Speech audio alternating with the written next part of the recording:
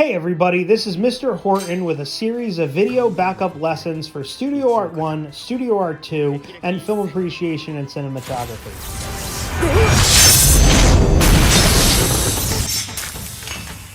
Verni Arts, Iona Prep.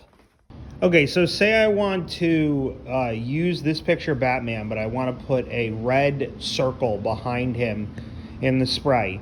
And I want the picture to be primarily black spray on Batman. I want it white in the light parts, meaning the background of the poster board. And I want the background circle to be red, okay? Now, first thing I did was I drew it, then I bridged it, then I cut it. Okay, so my next step here is I have my cutout stencil, which is the step that you guys are currently working towards, and I have another sheet of poster board that's equal size.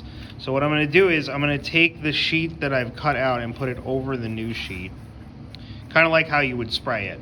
And I'm going to take a pencil, and what I'm going to do is I'm going to trace around the outer line of the stencil and get a good trace stamp of this. Okay, so now that I got the trace stamp of it, you can see that I actually completed it. So like any gap areas that I wouldn't have been able to trace, like here, here, or here, I just kind of just drew in. So I have a good stamp here of this. So what I'm gonna do is now I'm gonna draw in the circle that I wanna show behind Batman. Okay, so say I want the circle to look like this, going over Batman's shoulders. Okay, so now these areas are our new cut points. Back. Okay, so now I have two stencils. I have a stencil for the background circle, and I have a stencil for Batman himself. I am always going to spray the background area first. Basically, I'm going to spray, in general, the rule of thumb is you're always going to spray the stencil that has less stencil first. The one that has more stencil second. Or another way to look at it is you're always going to spray the lighter color that you plan to use first, and you're going to spray the darker color second. Okay? So the actual contour line spray is always going to be second, and the highlight spray is always going to be first. All right, so here I am with black and red spray paint. I have my highlight stencil, the background circle stencil, taped down to a new sheet of poster board. We're gonna go over this next week. We're not at this step yet, but just to quickly show you, this is taped down. All right, so here I am in the boiler room. Please don't do this inside. The only reason I'm even inside doing this is because this is a very small spray. It's going to take like 2 seconds to do, and it's like 3 degrees outside. But when I explain this next week, I'll explain heavily that you need to be in a well-ventilated area. All right, so I'm going to go through and just spray this. And now I'm going to let that dry for about 30 to 45 minutes. Okay, so it's sprayed. It's, for the most part, dried at this point.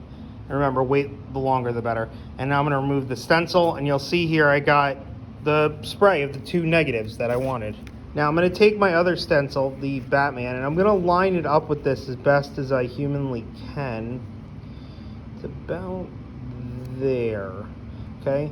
The reason why you want to do the contour line second is because you'll see there's a little bit of overlap with the red, and that'll get covered by the black when I spray. Okay? So I'm going to go through my same process here. I'm going to tape this off in a second.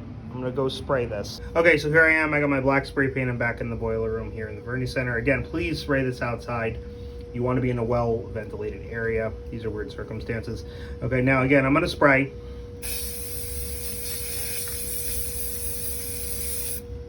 All right, done. I'm gonna wait now, half an hour to 45 minutes.